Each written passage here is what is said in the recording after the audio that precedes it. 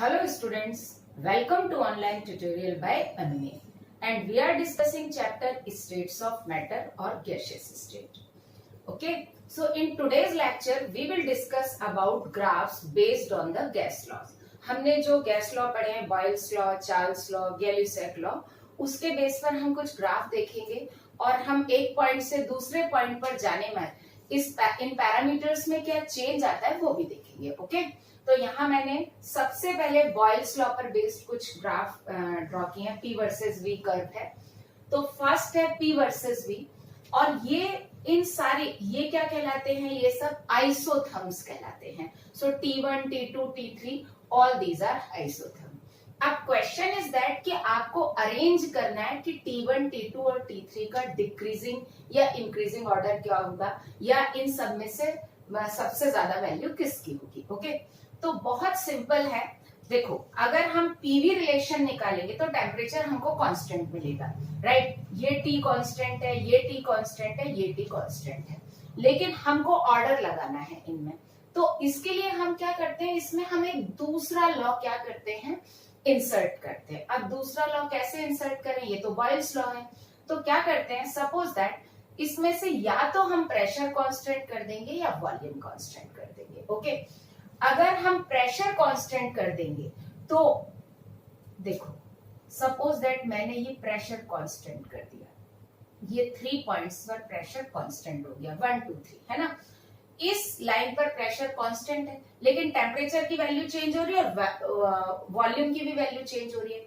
तो constant pressure पर अब हमारा वॉल्यूम और टेम्परेचर का रिलेशन कैसा आ जाएगा, V directly proportional to T. और ये मैंने लिखा नहीं है, दीज आर आइसोथर्म्स, आपको पता है. अब हम क्या निकाल लेंगे, यहाँ पे देखो, ये थर्ड पॉइंट पे है तो ये V3 होगा, प्रेशर कांस्टेंट है. ये पॉइंट V2 होगा और ये पॉइंट क्या होगा, V1 होगा. Since V is directly proportional to T, तो जो रिलेशन V3, V2 और V1 में होगा, सेम रिलेशन T3, T2 और T1 में होगा.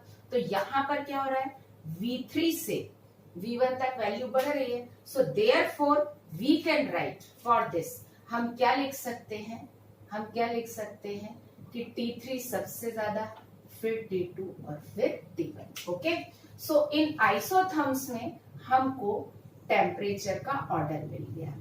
अब कंसेप्ट बिल्कुल क्लियर है. जितना ओरिजिन से दूर होता जाएगा आइसोथर्म, टेम्परेचर उतना ही बढ़ता जाएगा. जैसे अब यहां पर अगर मैं कोई एक आइसोथर्म बनाऊं, मैं डॉटेड लाइन से बना देती हूं. सपोज दैट T डैश है ना, तो डेफिनेटली T डैश की वैल्यू T1 से भी कम होगी. क्यों? क्योंकि इसका वॉल्यूम और कम आएगा, है ना. तो आई थिंक अब आप समझ गए होंगे कि अगर हमको ऐसे ग्राफ दिए जाए तो हम एक पैरामीटर कांस्टेंट करके उसका रिलेशन निकाल लेंगे. क्लियर? अब हम आते हैं नेक्स्ट ग्राफ पर. ये भी बॉयल्स लॉ का ग्राफ है, but it is P versus 1/V. Okay, हमारा बॉयल्स लॉ क्या है, जरा देख लेते हैं. बॉयल्स लॉ क्या कहता है, P equals to K/V. PV equals to K होता है ना. तो अगर हम 1/V का ग्राफ लेंगे तो K क्या आएगा, कांस्टेंट आएगा, और ये क्या हो जाएगा, आइसोथर्म्स हो जाएंगे, है ना. अब अगेन हमको रिलेशन निकालना है T1, T2 और T3 में क्या रिलेशन है ना. तो हम प्रेशर या 1/V में से कोई एक कांस्टेंट कर देते हैं. तो इस बार मैं वॉल्यूम कांस्टेंट कर देती हूँ. तो यहां से मैंने एक लाइन ड्रॉ कर ली है. अब इन सारे पॉइंट पर 1/V की वैल्यू कांस्टेंट है, मतलब वॉल्यूम कैसा है, कांस्टेंट है. हमने क्योंकि वॉल्यूम कांस्टेंट कर दिया तो प्रेशर और टेम्परेचर का रिलेशन आएगा, that is P directly proportional to T, right. तो जो रिलेशन प्रेशर का आएगा वही रिलेशन किसका आएगा, टेम्परेचर का आएगा. तो देखें, इस पॉइंट पर ये है P1, ये है P2 और ये है P3. ओके, और अगर हम P1, P2 और P3 का रिलेशन देखें तो क्या है, P3 सबसे ज्यादा, देन P2, उसके बाद P1, है ना. तो सेम रिलेशन टेम्परेचर का आएगा. तो हम यहाँ पर क्या लिख सकते हैं, therefore for this graph, actually मैं यहाँ पर लिख देती हूँ कि जब हमने कांस्टेंट किया तो ये P directly proportional to T हुआ. Therefore for this graph T3 सबसे ज्यादा, देन T2 और उसके बाद T1. Okay, clear. कोई डाउट? ये हमने टेम्परेचर का निकाल लिया है ना। अब हम नेक्स्ट उस पर आते हैं। नेक्स्ट ग्राफ है पीवी वर्सेस पी। ओके, तो पीवी वर्सेस पी में ये तो समझ में आ रहा है कि पीवी कांस्टेंट है ना। और अगर हम यहां पर देखें, बॉयल्स लॉ क्या कहता है, पीवी इक्वल्स टू के, क्लियर। और अगर हम इन तीनों पॉइंट पर देखें, ये PV1 हो गया, ये PV2 हो गया, है ना, मैं ऊपर लिख दूंगी, और ये PV3 हो गया, और ये ग्राफ है PV वर्सेस P का। तो 1 से लेके 3 तक PV प्रोडक्ट बढ़ रहा है ना, and PV is directly proportional to T also. Temperature के क्या होता है, डायरेक्टली प्रोपोर्शनल होता है। Pressure is also directly proportional to temperature and volume is also directly proportional to temperature. So PV product temperature के directly proportional है, therefore we can write यहाँ पर भी T3, T2 and T1 ये relation आएगा। Okay, तो यहाँ पर भी ये ऑर्डर आ गया, डन। ओके, अब हम आते हैं पॉइंट A से पॉइंट B पर मूव करना है हमको, और ग्राफ है P वर्सेस 1/V का। ओके, तो हम देख लेते हैं कि जब A से B जाएगा तो पैरामीटर्स में क्या चेंज आएंगे। तो हमको यहां पर जो देखना है basically, A to B move कर रहा है, मैं यहां लिख देती हूँ थोड़ा, A to B मूव कर रहा है गैस। सबसे पहले अगर हम प्रेशर देखें तो डेफिनेटली PA और PB, तो ये हो गया PA, ये ज्यादा है, और ये पॉइंट हो गया PB, राइट। तो प्रेशर क्या हो रहा है, डिक्रीज हो रहा है, क्लियर है ना। इसी तरह से ये पॉइंट हो रहा है 1/VA, और ये पॉइंट हो रहा है 1/VB, क्लियर। अगर हम देखें तो 1/VB ज्यादा है। सिंस 1/VB ज्यादा है तो हम यहाँ पर क्या लिख सकते हैं, रेसिप्रोकल ज्यादा है, इसका मतलब क्या हो गया, VA is greater then VB, right, यही हुआ ना। तो जब A से B में आएगा तो हम क्या बोलेंगे कि वॉल्यूम भी क्या हो रहा है, डिक्रीज हो रहा है, क्लियर, आया समझ में, है ना। अब थर्ड पॉइंट आता है टेम्परेचर, ठीक है। टेम्परेचर का क्या होता है जरा वो भी देख लेते हैं। थोड़ा कंजेस्टेड हो गया, उधर लिख दूं, थोड़ा सा और दूं। हमको देखना है A to B, तो फर्स्ट हमने क्या लिखा था, pressure decreases, downward arrow decreases का साइन है। फिर हमने वॉल्यूम भी क्या निकाला था, वॉल्यूम डिक्रीजेस, है ना। 1/V इंक्रीज हो रहा था, लेकिन वॉल्यूम तो डिक्रीज होगा। अब बात आती है टेम्परेचर की। वैसे तो आप समझ गए होंगे, वहां पे लिखा है मैंने PV is directly proportional to temperature. तो जब प्रेशर भी डिक्रीज हो रहा है, वॉल्यूम भी डिक्रीज हो रहा है, तो ऑब्वियस सी बात है हम थर्ड पॉइंट लिख सकते हैं, टेम्परेचर भी क्या होगा, डिक्रीज होगा, because PV is directly proportional to temperature. So A to B जाने में इन तीनों चीजों की, इन तीनों पैरामीटर्स की वैल्यू क्या होगी, कम होगी। ओके, अब हम आते हैं नेक्स्ट ग्राफ पर। ये ग्राफ लॉग का ग्राफ है। तो सबसे पहले हम इस इक्वेशन को ना लॉग फॉर्म में कन्वर्ट कर लेंगे।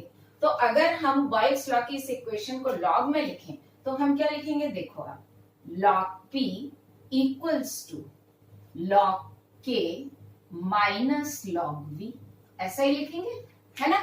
और हमने ग्राफ प्लॉट किया है log P versus log V। तो हम अगर इक्वेशन लगाएं y is equal to mx plus c, है ना, तो ये क्या हो जाएगा, इंटरसेप्ट हो जाएगा। तो ये पॉइंट तो हो गया, मैं रेड से कर देती हूँ, ये इंटरसेप्ट तो क्या हो गया, दैट इज log K हो गया, ठीक है। और स्लोप की वैल्यू क्या आ गई, -1, ओके। तो स्लोप इक्वल्स टू क्या आ गया, -1 आ गया, ओके, क्लियर। ऐसे ही अब हम नेक्स्ट ग्राफ पर आते हैं। ये भी लॉग का ग्राफ है, लेकिन ये log P versus log 1/V है। तो इस इक्वेशन को मैं थोड़ा सा रीअरेंज करके लिख देती हूँ। अगर लिखेंगे तो ये कैसा हो जाएगा, log P equals to log K plus log 1/V, right, यही हो जाएगा। अब इस केस में इंटरसेप्ट तो यही हो गया log K, है ना, और स्लोप क्या हो जाएगा, +1 हो जाएगा। तो ये हो गया log k और यहां पर स्लोप की वैल्यू क्या हो गई, 1 हो गई। ओके, तो ये हमने ग्राफ अभी देखे, graph based on the Boyle's law. Okay, now we will look at some more graph. Okay, तो अब जो ग्राफ है हमारे गैली-सेट लॉ और चार्ल्स लॉ पर कंबाइंड है, तो मैंने बना दिए हैं कंबाइंड, बीच बीच में बताती जाऊंगी। So first graph is pressure temperature relationship, means ये गैली-सेट लॉ बेस्ड है and these are the isochores. Okay, तो इन हर आइसोकोर पे वॉल्यूम कैसा है, कांस्टेंट है। अब हमको रिलेशन निकालना है V1, V2 और V3 में। एज यूजुअल हम क्या करेंगे, प्रेशर और टेम्परेचर में से किसी भी एक पैरामीटर को कांस्टेंट कर देंगे। तो लेट हमने क्या किया, यहां पर मैं इसको कांस्टेंट कर देती हूँ, ये मैंने इन सारे पॉइंट पर प्रेशर कांस्टेंट कर दिया। ओके, तो ये थर्ड पॉइंट हुआ, ये सेकंड हुआ और ये फर्स्ट हुआ। यहाँ प्रेशर कांस्टेंट है, अगर प्रेशर कांस्टेंट है तो हमको वॉल्यूम और टेम्परेचर का रिलेशन मिल गया and we know now V is directly proportional to T, Charles law के अकॉर्डिंग, है ना। अब हम देख लेते हैं, तो जो रिलेशन टेम्परेचर का आएगा वही रिलेशन किसका आएगा, वॉल्यूम का आएगा। तो इस पॉइंट पर टेम्परेचर है T3, इस पॉइंट पर टेम्परेचर है T2 और इस पॉइंट पर टेम्परेचर है T1। और यहाँ क्या रिलेशन है, T3 सबसे कम है और T1 ज्यादा है, तो देयरफॉर वॉल्यूम का भी सेम रिलेशन आ गया। वॉल्यूम का क्या रिलेशन आ गया, V3, V2 and then V1। Okay, तो इन आइसोकोर्स की वैल्यू क्या होती है, V1 से V2 V3 तक डिक्रीज होती है या V3 से V1 तक क्या होती है, इंक्रीज होती है। ओके, अब हम देखते हैं सेकंड ग्राफ। ये वॉल्यूम टेम्परेचर कर्व है, मींस चार्ल्स लॉ पर बेस्ड है and these are the isobars, pressure constant है। इसमें भी हम क्या करेंगे, या तो वॉल्यूम कांस्टेंट कर लेंगे या टेम्परेचर। तो हम एक काम करते हैं, टेम्परेचर कांस्टेंट कर लेते हैं। तो यहाँ सपोज दैट मैंने इस पॉइंट पर टेम्परेचर कांस्टेंट कर दिया, ये 1, 2 और ये 3 पॉइंट हो गया। जब हमने टेम्परेचर कांस्टेंट किया तो वॉल्यूम और प्रेशर का कैसा रिलेशन आएगा, इनवर्स आएगा, है ना, बॉयल्स लॉ लगेगा ना। तो आपको बस ये याद रखना है कि जब आपने कोई एक पैरामीटर कांस्टेंट किया तो बचे हुए दोनों पैरामीटर के बीच में कौन सा रिलेशन है, बस आपको इतना याद रखना है, फिर आपका रिलेशन बहुत आसानी से निकल जाएगा।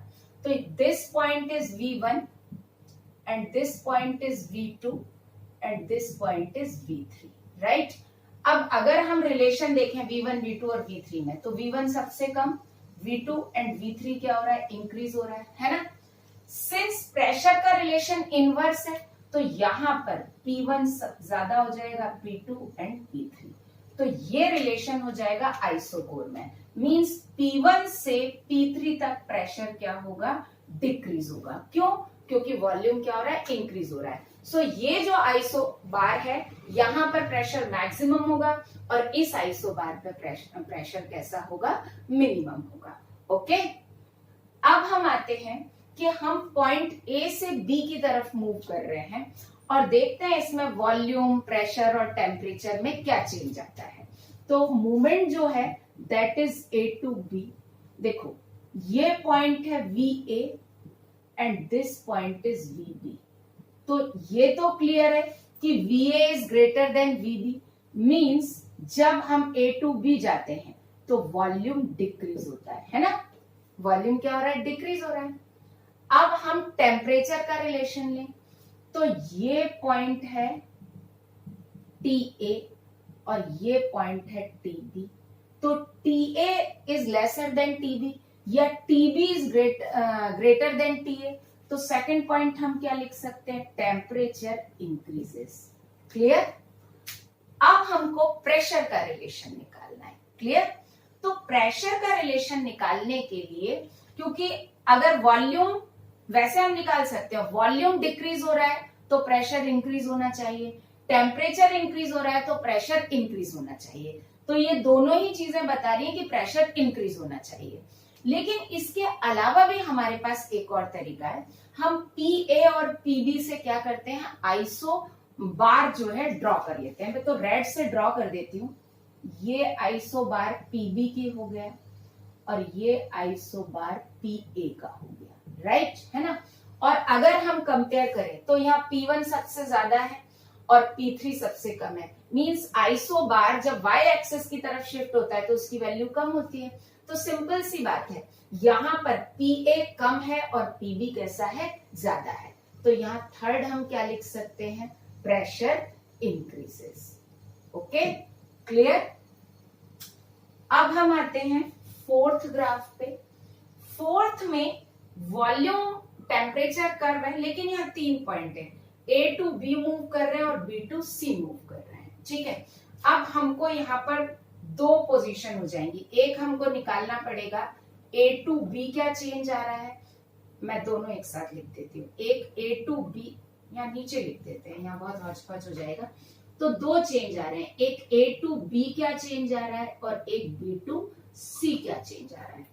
तो पहले A टू B देख लेते हैं। A to B volume constant, volume में कोई चेंज नहीं है ना, सीधा दिख रहा है। टेम्परेचर इंक्रीजेस, ये A का टेम्परेचर है और ये B का टेम्परेचर है, तो टेम्परेचर इंक्रीजेस।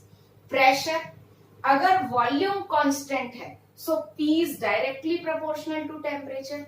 कहाँ लिखा है मैंने, कहीं नहीं लिखा, कहीं पर कोई ऐसा रिलेशन आया, पिछले वाले ग्राफ में आया होगा, जहां प्रेशर वॉल्यूम अगर कांस्टेंट है तो P is directly proportional to temperature. मैंने P वर्सेस T का ग्राफ बनाया है, हाँ ये है ना, P is directly proportional to temperature. तो डेफिनेट सी बात है, टेम्परेचर बढ़ रहा है तो प्रेशर भी क्या हो रहा होगा, बढ़ रहा होगा। तो ये तो A टू B आ गया। अब C देखते हैं, तो B टू C में देखो, अगर हम देखें तो वॉल्यूम तो इंक्रीज हो ही रहा है डेफिनेटली, ये volume increases no doubt. Temperature भी इंक्रीज हो रहा है, B से C जाने पर टेम्परेचर क्या हो रहा है, इंक्रीज हो रहा है। अब यहाँ पर ना थोड़ी सी प्रॉब्लम हो गई, जैसे पिछले वाले ग्राफ में बहुत इजी था, वॉल्यूम डिक्रीज हो रहा था, टेम्परेचर इंक्रीज हो रहा था, तो हमने सीधा सीधा कह दिया कि वॉल्यूम डिक्रीजेस टेम्परेचर इंक्रीजेस, तो प्रेशर का रिलेशन वॉल्यूम के साथ इनवर्स है, तो प्रेशर बढ़ना चाहिए, टेम्परेचर के साथ डायरेक्ट है तो प्रेशर बढ़ना चाहिए। हाउएवर मैंने आइसोबार भी आपको बना के बता दिया था, लेकिन यहाँ पर थोड़ी सी लड़ाई हो गई। अगर हम वॉल्यूम से निकालेंगे वॉल्यूम इंक्रीज तो प्रेशर कम होना चाहिए, और टेम्परेचर इंक्रीज तो प्रेशर बढ़ना चाहिए। तो यहाँ तो कॉन्ट्राडिक्टरी स्टेटमेंट आ गया ना, कोई इशू नहीं है। अब हम क्या करेंगे, बी और सी से ना आइसोबार ड्रॉ करेंगे। तो ये वाला आइसोबार जो मैं रेड से बना रही हूँ, ये पीबी हो गया, और ये वाला आइसोबार पीसी हो गया। एग्जैक्ट उससे नहीं निकल रहा, लेकिन आप मान लेना ये पीसी हो गया, राइट। ये 2 आइसोबार हो गए। वैसे देखो, अगर हम इन आइसोबार पे देखें, मतलब इस पूरे पॉइंट पर प्रेशर कांस्टेंट है, तो अगर हम ये वाली लाइन कंटिन्यू करें तो ये भी पीसी है और ये क्या है, पीबी है, राइट। और अगर इस लाइन पर, जो ब्लू लाइन है, इस लाइन पर वॉल्यूम कांस्टेंट है ना, आप समझ गए ना, पीसी थ्रू आउट कैसा है, कांस्टेंट। तो जो वैल्यू पीसी की यहाँ होगी वही वैल्यू पीसी की यहाँ होगी, और ये वाली पीबी की जो वैल्यू यहाँ होगी वही यहाँ होगी। तो मैंने क्या किया, ये जो ब्लू लाइन थी इसको मान लिया कि वॉल्यूम कांस्टेंट है। अगर वॉल्यूम कांस्टेंट है तो P is directly proportional to T होता है। तो ये वाला टेम्परेचर क्या शो कर रहा है, TC शो कर रहा है, और ये वाला टेम्परेचर क्या शो कर रहा है, TB शो कर रहा है। अब आप देखो कि TC कम है और TB ज्यादा है ना, और P is directly proportional to T, इसका मतलब PC कम है और PB ज्यादा है। मींस जब B से अपन C जाएंगे तो प्रेशर क्या होगा, डिक्रीज होगा। क्लियर, आया समझ में। तो ये आप बहुत अच्छे से समझ लें कि जब ऐसा कोई कॉन्ट्राडिक्शन आए ना, तो हमारे पास सबसे अच्छा रास्ता है कि हम आइसोबार ड्रॉ करें। और ये याद रखना कि ये जो मैंने आइसोबार ड्रॉ की है, तो ये पूरी लाइन शो कर रही है प्रेशर ऑफ C। तो जो C का प्रेशर यहाँ है वही यहाँ होगा उससे, और ये निकल आया C का टेम्परेचर, और ये आ गया B का टेम्परेचर, और जो रिलेशन टेम्परेचर में आया वही रिलेशन किस में आ गया, प्रेशर में आ गया। Okay, so this graph is clear. अब हम आते हैं फिफ्थ ग्राफ में। तो फिफ्थ में भी हमारे पास ऐसी 2 सिचुएशन है, एक है A टू B और एक दूसरी है B टू C। तो सबसे पहले हम A टू B देख लेते हैं। P A से B जाने पे प्रेशर तो डिक्रीज हो ही रहा है, ये PA है और ये PB है। मैं दोबारा नहीं लिख रही क्योंकि ग्राफ में बहुत हौच-पौच हो जाता है। तो we can write pressure decreases, बिल्कुल सीधा सीधा काम। टेम्परेचर अगर आप नहीं ऑब्जर्व कर पा रहे तो मैं बता देती हूँ, ये पॉइंट है टी ए का और ये पॉइंट है टी बी का, तो भाई टेम्परेचर इंक्रीजेस, क्लियर है ना, टी ए कम है और टी बी ज्यादा है। अब क्वेश्चन आता है वॉल्यूम का क्या करें, तो देखो प्रेशर डिक्रीज हो रहा है तो वॉल्यूम बढ़ना चाहिए, टेम्परेचर इंक्रीज हो रहा है तो भी वॉल्यूम बढ़ना चाहिए। ओके, तो आपकी सबसे पहली अप्रोच होनी चाहिए कि अगर आप इन दोनों के रिलेशन से निकालें तो निकाल लें और अपना टाइम इस तरह से यहाँ पर आइसोकोर ड्रॉ करने में वेस्ट ना करें। वैसे मैं आपको आइसोकोर ड्रॉ करके भी समझा दूंगी, लेकिन यहाँ पे डायरेक्ट आ रहा है। जैसे यहाँ पे लड़ाई हो गई थी ना, टेम्परेचर वॉल्यूम कह रहा था कि प्रेशर घटाओ और टेम्परेचर कह रहा था प्रेशर बढ़ाओ, है ना, तो यहाँ पर लड़ाई हो गई थी, तो फिर हमने देख लिया कि कौन ज्यादा डोमिनेटिव होगा, उसके अकॉर्डिंग हमने काम किया। ओके, तो यहाँ पर तो प्रेशर कह रहा है कि वॉल्यूम बढ़ाओ क्योंकि मैं कम हो रहा हूँ, और टेम्परेचर भी कह रहा है वॉल्यूम बढ़ाओ, तो वॉल्यूम बढ़ना चाहिए। लेकिन कोई इश्यू नहीं है, हम क्या करते हैं आइसोकोर भी ड्रॉ करके देख लेते हैं। आइसोकोर ये है ना, तो देखो ये हो गई पी सॉरी वीबी और ये हो गया वीए, राइट, मैं क्यों तिरछा लिख रही हूँ, ये हो गया, राइट है ना। अब हम वैल्यू देखते हैं इसमें, अगर हम क्या करें कि इस पूरे आइसोकोर पे वॉल्यूम कांस्टेंट है और किसका बी पॉइंट पर, और यहाँ पर वॉल्यूम कांस्टेंट है, तो हम एक काम करते हैं कि इन दोनों पॉइंट के लिए हमने सपोज दैट ये प्रेशर कांस्टेंट कर दिया, ये लाइन जो मैंने खींची ना ये प्रेशर कांस्टेंट है। ओके, अब इस पर ये आ जाएगा टेम्परेचर ऑफ ए, राइट, ये क्या आ जाएगा टेम्परेचर ऑफ ए, यहां आ जाएगा, और ये आ जाएगा टेम्परेचर ऑफ बी।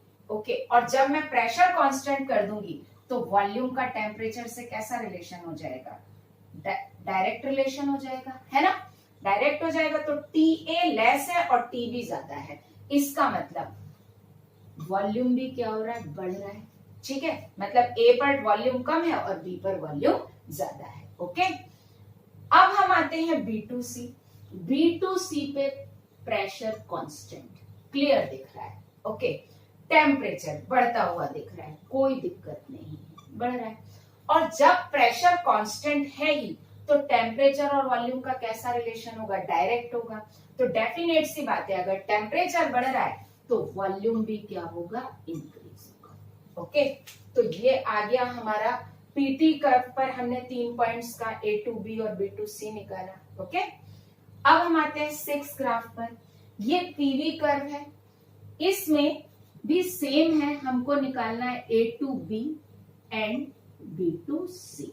ओके, तो सबसे पहले ए टू बी अगर हम जाएं तो देखो प्रेशर कांस्टेंट और वॉल्यूम क्या हो रहा है, इंक्रीज हो रहा है। ये बिल्कुल सिंपल सा कंसेप्ट है, ये ए का वॉल्यूम हो गया और ये बी का वॉल्यूम होगा। क्वेश्चन आता है टेम्परेचर का क्या होगा, है ना। अब टेम्परेचर के लिए अगर प्रेशर कांस्टेंट है तो वॉल्यूम टेम्परेचर रिलेशन लग जाएगा, V is directly proportional to temperature, है ना, तो यहाँ पर टेम्परेचर भी क्या होगा, इंक्रीज होगा। क्लियर। अब आते हैं B2C पर। B2C में देखो pressure increases, okay, and volume also increases, volume भी इंक्रीज हुआ। आप देखो ये सी का वॉल्यूम आ गया, तो प्रेशर भी इंक्रीज हुआ, वॉल्यूम भी इंक्रीज हुआ। और अब हमको निकालना है रिलेशन टेम्परेचर का, तो प्रेशर का टेम्परेचर से डायरेक्ट रिलेशन है, वॉल्यूम का भी टेम्परेचर से डायरेक्ट रिलेशन है। कहाँ लिखा है मैंने, वॉल्यूम का टेम्परेचर से डायरेक्ट रिलेशन, प्रेशर का भी टेम्परेचर से डायरेक्ट रिलेशन। तो जब ये दोनों इंक्रीज हो रहे हैं देन सिंपल सी बात है, टेम्परेचर क्या होगा, इंक्रीज होगा। ओके, तो मेरा ये सजेशन है कि जब इस तरह का कॉन्ट्राडिक्शन आए ना, तब आप आइसो बार बना के जरूर देखें। अदरवाइज अगर आप सारे लॉस को बहुत ध्यान से ध्यान में रखेंगे तो जहां कॉन्ट्राडिक्शन नहीं है आप विदाउट आइसो बार भी जो है स्टेटमेंट निकाल सकते हैं। ओके।